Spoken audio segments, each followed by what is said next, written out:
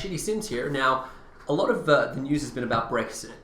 I know some of my friends don't really understand it. I'm having a bit of difficulty understanding it myself. I've done a bit of research. And using now Democracy 3 Africa by Positech Games, I intend to explain Brexit as I understand it.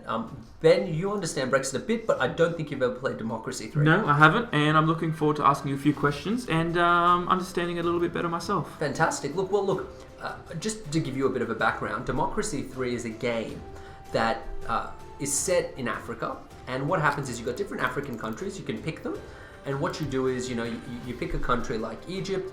It tells you its literacy rate, its rate of inequality, corruption, etc., and you do what you can to fix it. Every country has its ups and its downs. So what I decided to do was create a UK prior to Brexit. And this is my view of the UK. Amazing education system, oldest university in the world, very good healthcare, good GDP, quite low unemployment, quite low crime, and quite low poverty. You see, it's a country that's doing really well. Now, it's not perfect. There are issues. I know for a fact the Conservatives are quite unhappy. The ethnic minorities aren't too happy, and the Patriots aren't happy. So what I've done is, when you see these bubbles, each of these bubbles represents a policy. Okay? The policies all feed into each other, kind of like a government. So anything that's green is good. So credit card facilities are very good. We've got a stock market. Here we've got a corporate exodus. I charge a lot of tax on my corporations. I've tried to make somewhere that people want to live. What I would think is really the cornerstone of civilization. Looks good to me. Looks great. Why would you want to change anything else? Well, you see, a bunch of people in my country are unhappy. They're not the smartest people in my country, but they're the loudest. Okay. And what they've done is petition. Unfortunately, a lot of people did not really understand what was going on and voted anyway. So in this game, what I've decided to do, despite having a country that I think is pretty cool, I am going to arbitrarily blame everything on something. And why don't we pick something that would never happen in real life, Ben? Why don't we just blame other races? Yeah. Let's just be absurd. So this is the tab for foreign relations. And this is the tab for racial tension.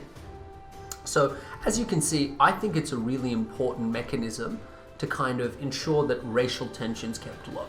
Because you know what?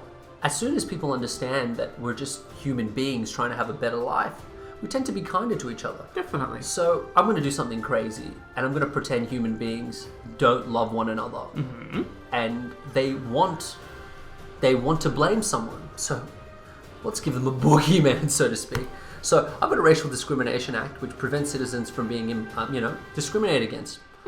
Let's get rid of that. Let's get rid of that one. Yeah.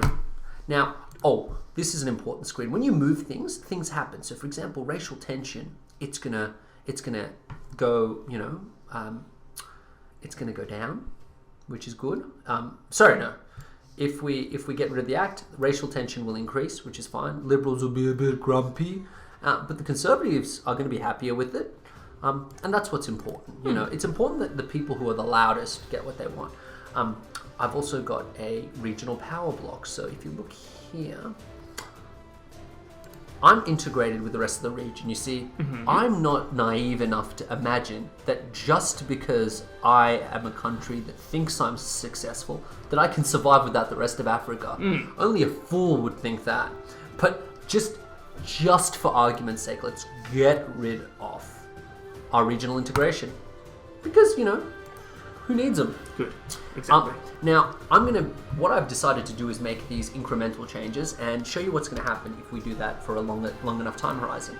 And this is my view of what using this very complex statement and technology is going to be the UK. Now, I cut us to the future. And, oh no, we've been downgraded. It actually happened, by the way. Standards of Poor's did make us AA.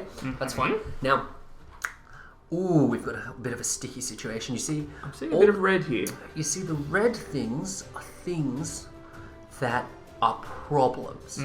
So, we've got religious persecution. We've got military interference. Of course, we've got border tension. lot of border tension. Yeah. We've got foreign intelligence interference. That's when other countries, spend their time interfering with your internal policy. I mean, I don't know why anyone would. We're already stuffed because we behave like pigs, but it is what it is. And so what I've decided to do though, and this is the part that people forget, is that now the Patriots are a little bit happier. Just a little bit. It's good. And so it was worth it. It was worth it. It was worth it. It was totally worth it. So this was Shitty Sims Explaining Brexit. Please like, subscribe, put some comments down below. If you would like to Google what is Brexit, I applaud you for doing that. Would have been better to do it before you voted. But, it is what it is. And we look forward to, what we just, foresaw in this game. It's going to happen. Yeah. Looking forward to it. You heard it here. All right, everybody. Thanks for listening to us. And please hit like and subscribe. Bye.